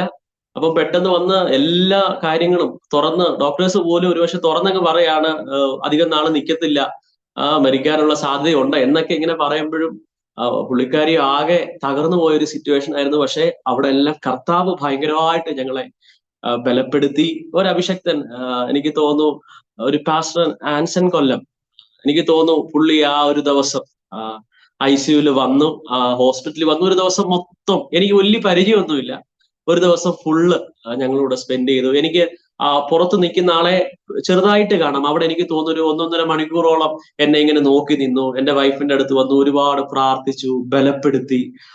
ഒത്തിരി ദൈവമക്കൾ, ഒത്തിരി അഭിഷക്തന്മാർ പലയിടങ്ങളിൽ, ഒരു പരിചയമില്ലാത്തവർ പോലും പലയിടങ്ങളിലുള്ളവർ വിളിക്കുകയും പ്രാർത്ഥിക്കുകയും ഒക്കെ ചെയ്തു. ഒത്തിരി അവരോടെല്ലാം ഈ നിമിഷം ഞാൻ വീണ്ടും കർത്താവിനോടും അവരോടും എല്ലാം ഞാൻ നന്ദി പറയാണ്. എല്ലാവരുടെയും പ്രാർത്ഥന പാസ്റ്ററെ, എല്ലാവരുടെയും ആ ഒരു ഒത്തൊരുമിച്ചുള്ള പ്രാർത്ഥന എനിക്ക് ഭയങ്കര ബലമായിരുന്നു. അങ്ങനെ ഓരോ ദിവസം കഴിയുന്നതോറും ഞാൻ സൗഖ്യത്തിലോട്ട് വരാൻ തുടങ്ങി. അങ്ങനെ എന്നെ ഹോസ്പിറ്റലിൽ നിന്ന് ഡിസ്ചാർജ് ചെയ്തു. അങ്ങനെ ഡിസ്ചാർജ് ചെയ്ത് ഞാൻ എൻ്റെ ഒരു മാമന്റെ വീട്ടിൽ, എൻ്റെ ഒരു മാമിയുടെ വീട്ടിലാണ്, എൻ്റെ വൈഫിന്റെ ഒരു മാമന്റെ വീട്ടിലാണ് എന്നെ കൊണ്ടുപോകുന്നത്. കാരണം വേറെ ഒന്നുമല്ല, മാമി ഒരു മെഡിക്കൽ ഡോക്ടറാണ്. അപ്പം ഈ ഒരു പോസ്റ്റ് കോവിഡ് സെക്ഷൻ എന്ന് പറയുന്നത് ഒരു വല്ലാത്ത ബുദ്ധിമുട്ടുള്ള കാര്യമാണ്. എന്തെങ്കിലുമൊക്കെ പ്രശ്നങ്ങൾ ഉണ്ടാകാം. അപ്പം മാമിയുടെ വീട്ടിലാണെങ്കിൽ കുഴപ്പമില്ല, മാമി ഡോക്ടർ ആയതുകൊണ്ട് എല്ലാ കാര്യങ്ങളും നോക്കൂ എന്നുള്ളത് കൊണ്ട് നേരെ അവരെന്നെ ആ വീട്ടിലേക്ക് കൊണ്ടുപോയി. അതൊരു 2 മാസം അതൊരു വല്ലാത്ത അനുഭവമായിരുന്നു. ശരിക്കും പറഞ്ഞാൽ ഈ 2 മാസവും ഞാൻ വിചാരിച്ചു ഞാൻ മരിക്കുമെന്ന്. കാരണം അതുപോലുള്ള അനുഭവങ്ങളായിരുന്നു. എനിക്ക് പതിയെ പിടിച്ച് നടക്കും, ആരെങ്കിലുമൊക്കെ പിടിച്ച് സഹായത്തോടെ പതിയെ ഞാൻ നടക്കാൻ തുടങ്ങി. അപ്പൊ തന്നെ എനിക്ക് സംസാരിക്കാൻ പറ്റത്തില്ല. സംസാരിച്ചാൽ എൻ്റെ വായിലൂടെ ബ്ലഡ് വരും. അപ്പം ഞാനിങ്ങനെ കുറെ സമയം ഇങ്ങനെ ചരിഞ്ഞു കിടന്നാൽ എൻ്റെ ചെവിയിലൂടെ ബ്ലഡ് വരും. എസ്പെഷ്യലി ഞാൻ ചിരിക്കുക അങ്ങനെ എന്തെങ്കിലുമൊക്കെ ചെയ്തു കഴിഞ്ഞാൽ എൻ്റെ മൂക്കിലൂടെ ബ്ലഡ് വരും. എൻ്റെ മോഷൻ മൊത്തം ബ്ലഡാണ്. എപ്പോഴും ബ്ലഡാണ് ഇങ്ങനെ പൊക്കോണ്ടിരിക്കുന്നത്. അപ്പം അപ്പോഴും എൻ്റെ മനസ്സിനകത്ത് അവിശ്വാസം വരാൻ തുടങ്ങിയില്ലല്ലോ, ഞാൻ മിക്കവാറും 2 മാസമൊന്നും തികക്കത്തില്ല, ഇതൊരു മരണത്തിലേക്കുള്ള പോക്കാണ് എന്നൊക്കെ. ഇടയ്ക്ക് രാത്രി കാലങ്ങളിൽ എൻ്റെ ശ്വാസം നിന്നുപോകും. അതൊക്കെ ഒരു ഭയങ്കര, എനിക്ക് വളരെ ചെറിയ പ്രായമുള്ളൂ. ഈ ഒരു പ്രായത്തിൽ ഞാൻ അനുഭവിക്കേണ്ടതിന്റെ മാക്സിമം ഞാൻ അനുഭവിച്ചു. അപ്പൊ ശ്വാസം ഇടയ്ക്ക് നിന്നുപോകും. അതൊരു വല്ലാത്ത ബുദ്ധിമുട്ടായിരുന്നു. അപ്പോഴെല്ലാം പ്രാർത്ഥനയിൽ, വിശ്വാസത്തിൽ പിടിച്ചു നിന്നു. കർത്താവ് കൂടെ ഇരുന്നു. ഇന്ന് അത് ഓർക്കുമ്പോൾ എനിക്ക് ഭയങ്കര സന്തോഷമാണ്. കാരണം പലയിടങ്ങളിലും ഞാൻ പോയി വർഷിപ്പ് ലീഡ് ചെയ്യുമ്പം ദൈവം നമ്മളെ കൈവിടാത്ത ദൈവം എന്നൊക്കെ ഞാൻ പറഞ്ഞിട്ടുണ്ട്. അത് ഞാൻ തുറന്നങ്ങ് പറയാണ്, ദൈവം നമ്മളെ കൈവിടത്തില്ല, ദൈവം നമ്മളെ ഉപേക്ഷിക്കത്തില്ല, ഏത് സാഹചര്യത്തിലും ദൈവം നമ്മുടെ കൂടെ ഉണ്ടാകും എന്നൊക്കെ ഞാൻ പലയിടങ്ങളിൽ പറഞ്ഞിട്ടുണ്ട്. പക്ഷെ അതൊക്കെ ശരിക്കും അനുഭവിച്ചായിരുന്നില്ല പറഞ്ഞത്. അങ്ങ് പറയുകയാണ്. പക്ഷെ ഇന്ന് കർത്താവ് എന്നെ നിർത്തുന്നിടത്തെല്ലാം എനിക്കത് അനുഭവത്തോടെ പറയാൻ പറ്റുന്നു. അത് ദൈവം ചെയ്തൊരു വലിയ കാര്യമായിട്ട് തന്നെ ഞാൻ അതിനെ കാണുകയാണ്. കാരണം എനിക്കറിയാം, കാരണം കർത്താവ് എന്നെ ആ വഴികളിലൂടെ നടത്തിയതുകൊണ്ട് എനിക്കറിയാം. ഞാൻ നിങ്ങളോട് വെറുതെ പറയല്ല, എഴുതി പഠിച്ചു വെച്ച് പറയല്ല, അല്ലെങ്കിൽ ഒത്തിരി പേര് പറയുന്നത് കേട്ട് പറയല്ല. എന്റെ അനുഭവത്തിനകത്ത് എന്നെ കേട്ടുകൊണ്ടിരിക്കുന്ന ആരെങ്കിലും ഉണ്ടെങ്കിൽ ഞാൻ പറയുന്നു, നിങ്ങൾ കർത്താവിനെ വിളിക്കുന്ന വ്യക്തിയാണെങ്കിൽ, നിങ്ങൾ കർത്താവിനെ ആരാധിക്കുന്ന വ്യക്തിയാണെങ്കിൽ ഒരിക്കലും ആ ദൈവം നിങ്ങളെ കൈവിടുന്ന ദൈവമേ അല്ല. ഈ ലോകം മുഴുവൻ എന്നെ പറയുന്നു, നിങ്ങളെ കൈവിട്ടാലും ഈ കർത്താവ് കൈവിടത്തില്ല എന്നുള്ളത് മാത്രമല്ല, അവൻ കൂടെ ഉള്ളിടത്തോളം കാലം ഉലകത്തിൽ ഒന്നിനും നമ്മളെ തകർക്കാൻ പറ്റത്തില്ല എന്നുള്ളതാണ് ഏറ്റവും വലിയ സത്യം എന്ന് പറയുന്നത്. അപ്പം ഇപ്പോൾ എനിക്ക് ആ അനുഭവങ്ങളൊക്കെ ഓർക്കുമ്പോൾ ശരിക്കും പറഞ്ഞാൽ ഞാൻ ഏറ്റവും കൂടുതൽ ആത്മസാന്നിധ്യം അനുഭവിച്ച ദിവസങ്ങളായിരുന്നു അത്. കർത്താവിനോട് സംസാരിച്ച ദിവസങ്ങളായിരുന്നു അത്. പലരും ഒരുപക്ഷെ കളിയാക്കും, നിനക്ക് അങ്ങനെയൊക്കെ വന്നില്ലേ, എന്താ നിനക്ക് അങ്ങനെയൊക്കെ വന്നേന്നൊക്കെ ചോദിക്കും. പക്ഷെ പിശാച് ഒരുപക്ഷെ തിന്മയ്ക്കായി ചെയ്തെങ്കിലും ഞാൻ ഇന്ന് വിശ്വസിക്കുന്നതല്ല, എന്റെ കർത്താവ് നന്മയ്ക്കാക്കി തീർത്തു. കാരണം ഈ ഒരു അനുഭവം എനിക്ക് കർത്താവിനോട് കൂടുതൽ അടുക്കാനുള്ള ഒരു എന്താ പറയുന്ന ഒരു സാഹചര്യമായിട്ടാണ് ഞാൻ അതിനെ കാണുന്നത്. ഒത്തിരി കർത്താവുമായിട്ട് അടുക്കാൻ വേണ്ടി. ഈ ശത്രുക്ക് മേശക്ക് അബേദ്രോമിന്റെ കാര്യം ഞാൻ എപ്പോഴും പറയുന്ന ഒരു കാര്യമാണ്, ഞാൻ സാക്ഷ്യത്തോടൊപ്പം പറയാണ്. അവർക്ക് ആ പട്ടണത്തിൽ, ആ ദേശത്തിൽ ഭയങ്കര വെല്ലുവിളി വന്നപ്പോൾ എല്ലാവരും പറഞ്ഞു അവർ ആ തീക്കകത്ത് അവസാനിക്കുമെന്ന്. പക്ഷേ അവർ ആ തീക്കകത്ത് അവസാനിക്കുമല്ലായിരുന്നു. അവര് പറഞ്ഞ കർത്താവിന്റെ കൂടെ അവർ നടക്കുമായിരുന്നു. ആ കർത്താവിന്റെ കൈ പിടിച്ച് അവർ നടക്കുന്ന ഒരു അനുഭവം, ഒരു ഭയങ്കര ഒരു എൻകൗണ്ടർ അവർക്ക് ഉണ്ടാകുകയായിരുന്നു. എന്ന് പറഞ്ഞതുപോലെ ഈ തീയുടെ അനുഭവം എനിക്കൊരു ഭയങ്കര എൻകൗണ്ടർ ആയിരുന്നു. അതിന് കർത്താവിന് ഒത്തിരി നന്ദി പറയുന്നു. കർത്താവ് വലിയ കാര്യങ്ങളെ ചെയ്തുകൊണ്ടിരിക്കുന്നു. അത് മാത്രമല്ല, ആ 2 മാസം കഴിഞ്ഞു, ഞാൻ പൂർണ്ണമായിട്ട് സൗഖ്യമായി. എനിക്കിപ്പോ ഒരു ബുദ്ധിമുട്ടുകളും ഇല്ല. പണ്ട് ചെറിയ കോവിഡ് വന്നവർക്ക് വരെ ശ്വാസം മുട്ടലും അതിന്റെ പ്രശ്നങ്ങളും ഒക്കെ ഉണ്ട്. പക്ഷെ ദൈവം സഹായിച്ച്, ദൈവത്തിന്റെ കൃപയാൽ ഒരു ശ്വാസം മുട്ടലോ ഒരു അസ്വസ്ഥതയോ ഒന്നുമില്ലാതെ പരിപൂർണമായിട്ട് കർത്താവ് എന്നെ സൗഖ്യമാക്കി എന്നുള്ളത് സന്തോഷത്തോടെ ഞാൻ പറയുകയാണ്. യഹോവ എനിക്ക് ചെയ്ത സകല ഉപകാരങ്ങൾക്കും ഞാൻ അവന് എന്ത് പകരം കൊടുക്കും എന്നാണ് എൻ്റെ ഈ ചോദ്യം. രക്ഷയുടെ പാനപാത്രം എടുത്തുയർത്തി കർത്താവിടെ നാമം വിളിച്ചപേക്ഷിക്കും. ആരോടൊക്കെ എനിക്ക് പറയാൻ അവസരം കിട്ടുന്നു അവിടെ എല്ലാം ഞാൻ പറയും. ശരിക്കും പറഞ്ഞാൽ ഇനിയും എനിക്ക് പറയാനുണ്ട്, ഒരുപാട് കാര്യങ്ങൾ ശരിക്കും പറയാനുണ്ട്. പക്ഷെ കർത്താവിന്റെ കൃപ എന്ന് മാത്രമേ എനിക്ക് പറയാൻ പറ്റത്തുള്ളൂ. കാരണം ഞാൻ ശരിക്കും ഇങ്ങനൊരു സിറ്റുവേഷനിൽ നിന്ന് പറയുമ്പോൾ ഞാൻ കരഞ്ഞു പോകുന്നൊരു വ്യക്തിയാണ്. കാരണം കർത്താവ് നടത്തിയത് അനുഭവിക്കുമ്പോൾ പലയിടങ്ങളിലും സ്റ്റേജുകളിലൊക്കെ നിന്ന് സാക്ഷ്യം പറയുമ്പോൾ എനിക്ക് പറഞ്ഞ് അവസാനിപ്പിക്കാൻ പറ്റത്തില്ല. കാരണം ഞാൻ അതുപോലെ തകർന്നു പോകും. കാരണം കർത്താവിന്റെ സ്നേഹം അത്ര ഭയങ്കരമാണ്. അത് അനുഭവിക്കാൻ കർത്താവ് എനിക്ക് വലിയ ഭാഗ്യം തന്നു. ഇപ്പൊ ദൈവത്തിന്റെ കൃപയാൽ ഞങ്ങൾ എല്ലാവരും സന്തോഷമായിട്ടിരിക്കുകയാണ്. ഇടയ്ക്കിടയ്ക്ക് ഈ സാക്ഷ്യങ്ങൾ പലയിടങ്ങളിലും പറയുമ്പോഴെല്ലാം ഞാൻ പറഞ്ഞതുപോലെ വീണ്ടും കർത്താവിന്റെ സ്നേഹത്തെ എല്ലാം ഞാൻ ഓർക്കുകയാണ്. കർത്താവിനെ കൂടുതൽ ആരാധിക്കാൻ, കർത്താവിന് നന്ദി പറയാൻ ഒക്കെ ഒരു വലിയ അവസരമായിട്ട് ഞാനിതിനെ കാണുകയാണ്. ഒരു അക്രൈസ്തവ കുടുംബത്തില് ജനിച്ച് വളർന്ന് യേശുവിനെ കുറിച്ച് കേൾക്കുവാനും യേശുവിന് വേണ്ടി ജീവിതം സമർപ്പിക്കുവാനും ഇടയായി തീർന്നപ്പോൾ ജീവിതത്തിൽ തുടർമാനമായി ജീവിതത്തെ ഇനിയും മുന്നോട്ട് കൊണ്ടുപോകാൻ കഴിയില്ല, എല്ലാം തകർന്നു എന്ന് വിചാരിച്ച്, എല്ലാം അവസാനിച്ചു എന്ന് വിചാരിച്ചെടുത്ത് നിന്ന് ദൈവം ഒരു കുറ്റിയിൽ നിന്ന് പുതിയൊരു മുള പൊട്ടി വരുന്നത് പോലെ വളർത്തിക്കൊണ്ടുവരുന്ന ഒരു വ്യക്തി എന്ന നിലയിൽ സ്റ്റീഫൻ കർത്താവിന് വേണ്ടി ഏതെല്ലാം മേഖലകളിൽ ഇന്ന് പ്രയോജനപ്പെട്ടുകൊണ്ടിരിക്കുന്നു എന്നൊന്ന് പറയാം. പ്രിയമുള്ളവരെ, ഞാൻ എൻ്റെ അനുഭവത്തിനകത്തുനിന്ന് ഒരു കാര്യം കൂടെ നിങ്ങളോട് പറയാൻ ആഗ്രഹിക്കുകയാണ്. നമ്മൾ പോകുന്ന സിറ്റുവേഷൻ എപ്പോഴും നമ്മളോട് സംസാരിച്ചുകൊണ്ടിരിക്കും.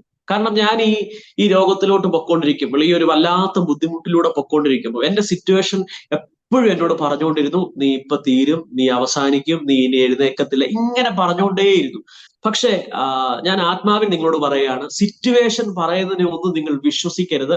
സാന്നിധ്യം നിങ്ങളോട് എന്താണോ പറയുന്നത്, കർത്താവ് നിങ്ങളോട് എന്താണോ പറയുന്നത്, അതിനെ മാത്രം നിങ്ങൾ വിശ്വസിക്കുക.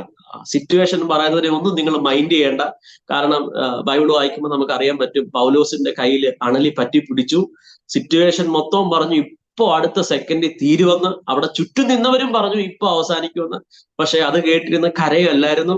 വിളിച്ച കർത്താവിൽ വിശ്വസിച്ച് സിറ്റുവേഷൻ പറഞ്ഞതിനെ ഒന്നും മൈൻഡ് ചെയ്യാതെ പുള്ളി അതിനകത്ത് അയ്യോ ഞാൻ മരിക്കും, ഇവരെല്ലാം ഇങ്ങനെയാണല്ലോ, ഇങ്ങനൊന്നും പറയുന്നില്ല. പുള്ളി അതിനെ ഒന്നും മൈൻഡ് ചെയ്യുന്നേ ഇല്ല. അതുകൊണ്ട് നിങ്ങൾ ഇപ്പോൾ വല്ലാത്ത ബുദ്ധിമുട്ടിലൂടെയും പ്രശ്നത്തിനകത്തൂടെ രോഗത്തിലൂടെ ഒക്കെ കടന്നു പോകുമ്പോൾ സിറ്റുവേഷൻ നിങ്ങളോട് പറയും ഇതുകൊണ്ട് നിങ്ങൾ അവസാനിക്കുമെന്ന്. പക്ഷേ ഞാൻ അനുഭവത്തിൽ നിന്നുകൊണ്ട് പറയാണ്, സിറ്റുവേഷൻ പറയുന്നതിനെ ഒന്നും നിങ്ങൾ മൈൻഡ് ചെയ്യേണ്ട.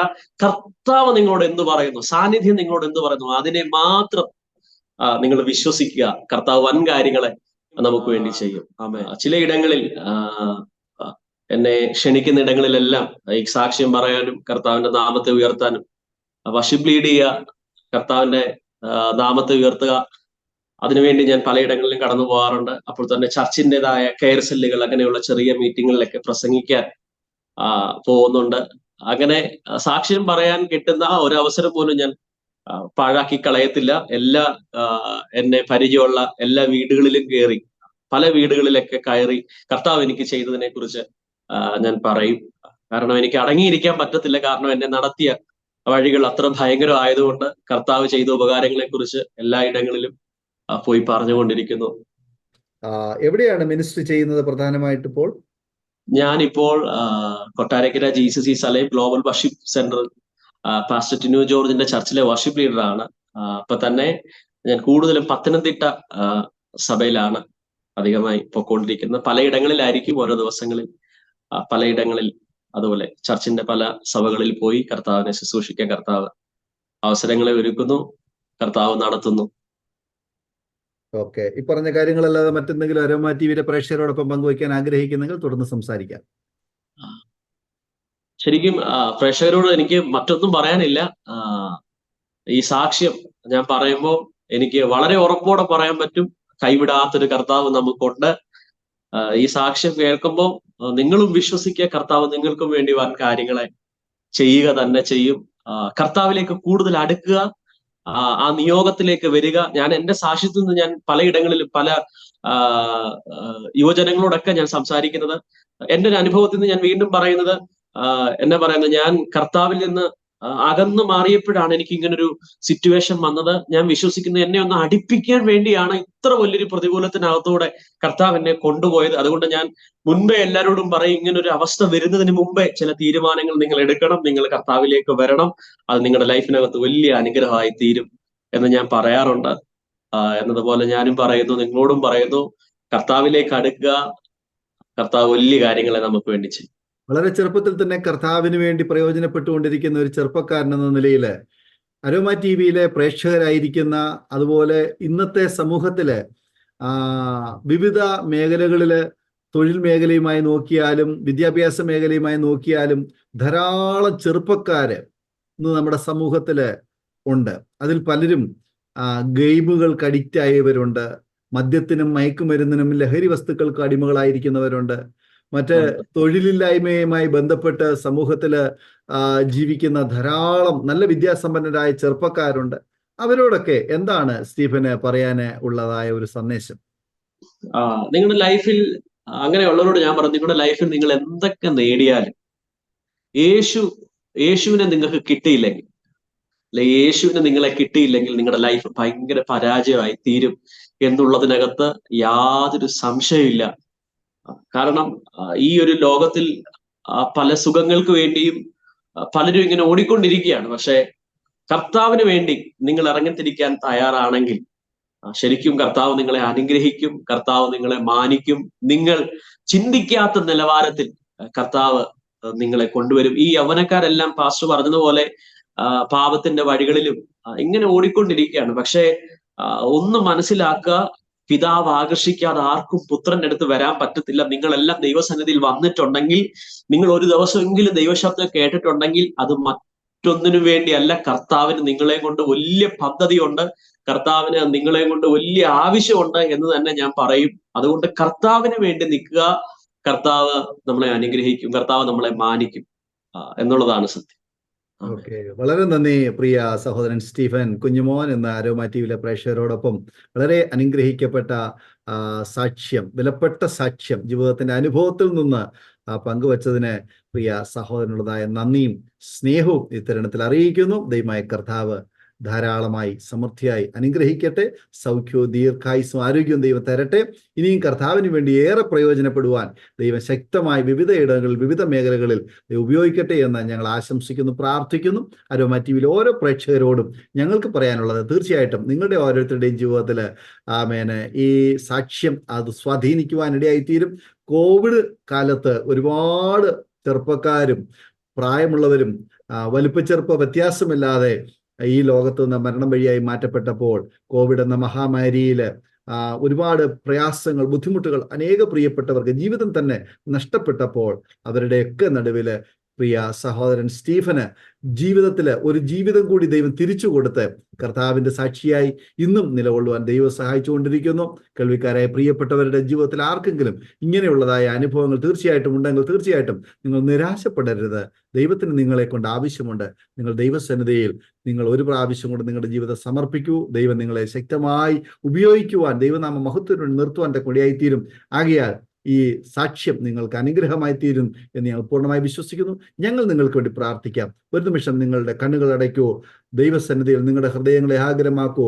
ആമേൻ. ദൈവം നിങ്ങൾക്ക് വേണ്ടി ഇനിയും പ്രവർത്തിക്കും. ദൈവം ഇന്നും പ്രവർത്തിച്ചുകൊണ്ടിരിക്കുന്നു. ആ ദൈവശബ്ദം കേൾക്കുവാൻ ദൈവത്തിനെ ഏൽപ്പിച്ചു കൊടുക്കൂ. ഞങ്ങൾ ഒരുമിച്ച് ആമേൻ നിങ്ങൾക്ക് വേണ്ടി പ്രാർത്ഥിക്കുന്നു.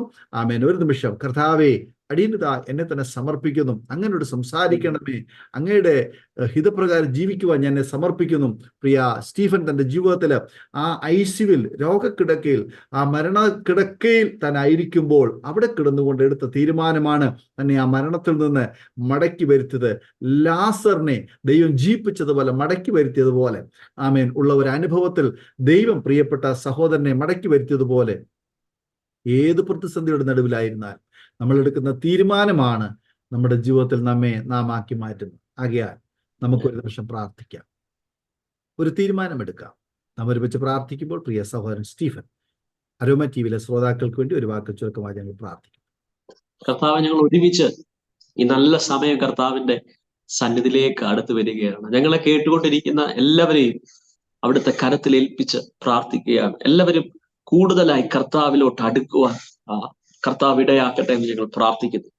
യേശുവിന്റെ നാമത്തിൽ കർത്താവെ, ആരെങ്കിലും വല്ലാത്ത ബുദ്ധിമുട്ടിലൂടെ, പ്രശ്നത്തിനകത്തൂടെ കടന്നു പോകുന്നുണ്ടെങ്കിൽ കർത്താവെ, ഞങ്ങൾ ഒരുമിച്ച് പ്രാർത്ഥിക്കുന്നു. അവിടുന്ന് ഞങ്ങളെ ഒരു നാളും കൈവിടുന്ന ദൈവമല്ലല്ലോ, അവിടുന്ന് ഞങ്ങളെ ഒരു നാളും അവൻ ഉപേക്ഷിക്കുന്ന ദൈവമല്ലല്ലോ, അവിടുന്ന് കരുണയുള്ള ദൈവമാണല്ലോ, അവിടുന്ന് ഞങ്ങളെ കൈവിടാത്ത ദൈവമാണല്ലോ, അവിടുന്ന് ഞങ്ങളുടെ കൂടെ ഉള്ളത് കൊണ്ട് ഞങ്ങൾ കർത്താവിന് നന്ദി പറയുന്നു. കർത്താവെ, ഹല്ലേലൂയ. ഞങ്ങൾ ഒരുമിച്ച് ദൈവസന്നിധിയിൽ പ്രാർത്ഥിക്കുമ്പോൾ എന്തെങ്കിലും വേദനയിലൂടെ, പ്രയാസത്തിലൂടെ, രോഗത്തിലൂടെ ഒക്കെ ആരെങ്കിലും കടന്നു പോകുന്നുണ്ടെങ്കിൽ അവരോട് ഞങ്ങൾ ആത്മാവിൽ പ്രവചിക്കുന്നു, ഇതൊന്നും ഒരിക്കലും നിങ്ങളുടെ തകർച്ചയ്ക്ക് വേണ്ടിയല്ല, മറിച്ച് അതെല്ലാം ദൈവപ്രവൃത്തി വെളിപ്പെടാൻ വേണ്ടി എന്ന് ഞങ്ങൾ വിശ്വസിക്കുന്നു. കർത്താവെ, ഹല്ലേലൂയ. അതിനായി നീ ഞങ്ങളെ ശക്തമായി ഉപയോഗിക്കണമേ. അവിടുന്ന് എല്ലാവരെയും കാത്തു സൂക്ഷിക്കണമെന്ന് ഞങ്ങൾ പ്രാർത്ഥിക്കുന്നു. Hallelujah, hallelujah, hallelujah. അവിടുത്തെ അത്ഭുത കരം ഞങ്ങൾക്ക് വേണ്ടി ചലിക്കുവാൻ അവിടുന്ന് ആമേൻ ഞങ്ങൾക്ക് വേണ്ടി ചലിക്കണമേ, അവിടുന്ന് ഞങ്ങൾക്ക് വേണ്ടി പ്രവർത്തിക്കണമെന്ന് ഞങ്ങൾ ആത്മാർത്ഥമായി പ്രാർത്ഥിച്ച് എല്ലാവരെയും അനുഗ്രഹിക്കുകയാണ്. ആരെങ്കിലും എന്തെങ്കിലും രോഗത്തിന്റെ നടുവിലായിരിക്കുന്നെങ്കിൽ അത്ഭുതകരമായിരിക്കുന്ന സൗഖ്യത്തെ ഇപ്പോൾ തന്നെ അവിടുന്ന് കർത്താവെ, സൗഖ്യദായകനെന്ന് അവർ അനുഭവിക്കട്ടെ. കർത്താവെ, അവിടുത്തെ സൗഖ്യത്തെ ഹല്ലേലൂയ അവർ അനുഭവിക്കട്ടെ. അവിടുന്ന് അത്ഭുത കരം നീട്ടി അവരെ സൗഖ്യമാകാൻ ഞങ്ങൾ പ്രാർത്ഥിക്കുന്നു. ഞങ്ങളുടെ സിറ്റുവേഷൻസ് പറയുന്നതിനെ ഒന്നും ഞങ്ങൾ വിശ്വസിക്കുന്നില്ല, മറിച്ച് അവിടുന്ന് കർത്താവെ ഞങ്ങൾക്ക് വേണ്ടി പറയുന്നത്, അവിടുത്തെ സാന്നിധ്യം ഞങ്ങളോട് സംസാരിക്കുന്നതിനെ ഞങ്ങൾ വിശ്വസിക്കുന്നു. കർത്താവെ, അവിടുന്ന് അത്ഭുതം ചെയ്യുന്ന കൃപകൾക്കായി സ്തോത്രം. കർത്താവെ, hallelujah, hallelujah, hallelujah, hallelujah, hallelujah. ലാസർ ദീനമായി കിടന്നപ്പോൾ തന്റെ സഹോദരിമാർ ആളെ അയച്ച് യേശുവിനോട് ആളെ അയച്ചു പറഞ്ഞു, അവൻ നിനക്ക് പ്രിയമായവൻ ദീനമായി കിടക്കുന്നു എന്നാൽ ആ വാക്ക് കേട്ടിട്ട് കർത്താവ് പറഞ്ഞത്, അവൻ ഈ ദീനം ഒരിക്കലും മരണത്തിൽ അവസാനിക്കാൻ വേണ്ടിയല്ല, അവൻ ഈ ദീനം ഒരിക്കലും ഈ മരണത്തിൽ തീരാൻ വേണ്ടിയല്ല, മറിച്ച് അവൻ മഹത്വത്തിൽ ചിലത് ആരംഭിക്കാനാണെന്ന് പറഞ്ഞതുപോലെ നിന്റെ ലൈഫിനകത്ത് ഇന്ന് പകലിൽ ഞങ്ങളെ കേൾക്കുന്ന ആരുടെയെങ്കിലും ജീവിതത്തിനകത്ത് വലിയ ദീനത്തിന്റെ പ്രശ്നങ്ങൾ ഉണ്ടെങ്കിൽ, അതുപോലെയുള്ള സിറ്റുവേഷൻ ഉണ്ടെങ്കിൽ ഞങ്ങൾ പ്രാർത്ഥിക്കുന്നു, ഇതൊന്നും മരണത്തിൽ അവസാനിക്കാൻ വേണ്ടിയല്ല, അതെല്ലാം ദൈവ മഹത്വത്തെ വെളിപ്പെടുത്താൻ ദൈവത്തിന്റെ പദ്ധതി എന്ന് ഞങ്ങൾ വിശ്വസിച്ച് പ്രാർത്ഥിച്ച് എല്ലാവരെയും അനുഗ്രഹിക്കുന്ന കർത്താവെ, അവിടുന്ന് അത്ഭുതം ചെയ്യുന്ന കൃപകൾക്കായി സ്തോത്രം ചെയ്യുന്നു. അതേ യേശുവിന്റെ നാമത്തിൽ തന്നെ. Amen, amen, amen. Thank you പ്രിയ സ്റ്റീഫൻ കുഞ്ഞുമോൻ, ഇത്രത്തോളം സമയം അരോമ TVയിലെ പ്രേക്ഷകരോടൊപ്പം ജീവിതാനുഭവവും സാക്ഷ്യം പങ്കുവച്ചതിന് പ്രിയ സാറിനോട് നന്ദി, സ്നേഹം അറിയിക്കുന്നു. കർത്താവ് ധാരാളമായി അനുഗ്രഹിക്കുമാറാകട്ടെ. അതുപോലെ അരോമ TVയിലെ ഓരോ പ്രേക്ഷകരും നിങ്ങൾക്ക് ഈ സാക്ഷ്യം, ജീവിതാനുഭവം സന്തോഷമായി തീർന്നുവെങ്കിൽ, അനുഗ്രഹമായി തീർന്നുവെങ്കിൽ തീർച്ചയായിട്ടും നിങ്ങൾ ഇത് മറ്റുള്ളവർക്ക് കൂടി, നിങ്ങളുടെ സുഹൃത്തുക്കൾ കൂടി ഷെയർ ചെയ്ത് കൊടുക്കുക. അവരും കേൾക്കട്ടെ, അവരും അനുഗ്രഹിക്കട്ടെ. നിങ്ങൾക്കൊരു പ്രാർത്ഥനാ വിഷയമുണ്ടെങ്കിൽ തീർച്ചയായിട്ടും സ്ക്രീനിൽ കാണുന്ന നമ്പറിൽ ഇന്ന് ഞങ്ങളുമായി ബന്ധപ്പെടുക. ദൈവമായി കർത്താവ് നമ്മെ എല്ലാവരെയും അനുഗ്രഹിക്കട്ടെ. കർത്താവിന്റെ വരവിന് വേണ്ടി നമുക്ക് ഒരുങ്ങാം. May God bless you all. ഓർമ്മയുടെ മനോരഥത്തിൽ മായാത്ത ഓർമ്മയ്ക്കായി അരോമ മാട്രിമോണിയിൽ നിന്നും ജീവിത പങ്കാളിയെ കണ്ടെത്തൂ. നിങ്ങൾ ഒരു ക്രിസ്തീയ ജീവിത പങ്കാളിയെ അന്വേഷിക്കുകയാണോ? അതോ മക്കൾക്ക് അനുയോജ്യമായ ഒരു തക്ക തുണയ്ക്ക് വേണ്ടി പ്രാർത്ഥിക്കുന്ന വ്യക്തിയാണോ? എങ്കിൽ അരോമ മാട്രിമോണി നിങ്ങൾക്ക് വേണ്ടിയാണ്. ഇന്നു തന്നെ സൗജന്യമായി രജിസ്റ്റർ ചെയ്യൂ. അരോമ മാട്രിമോണിയുടെ പ്രത്യേകതകൾ: രജിസ്ട്രേഷൻ തികച്ചും സൗജന്യം. ലോകത്തെവിടെയുമുള്ള അനുയോജ്യമായ ക്രിസ്തീയ ജീവിത പങ്കാളിയെ തിരഞ്ഞെടുക്കാം. വിവാഹം നടക്കുന്നതുവരെ സർവീസ് ലഭിക്കുന്നു. ഏറ്റവും ചെറിയ പാക്കേജുകളും തിരഞ്ഞെടുക്കാം. അരോമ മാട്രിമോണി നിങ്ങൾക്കായി ഒരുക്കുന്നു വിവാഹം പരമാനന്ദം. കൂടുതൽ വിവരങ്ങൾക്ക് ബന്ധപ്പെടേണ്ട mobile number India 8759592020. Email aromamatrimony2020@gmail.com.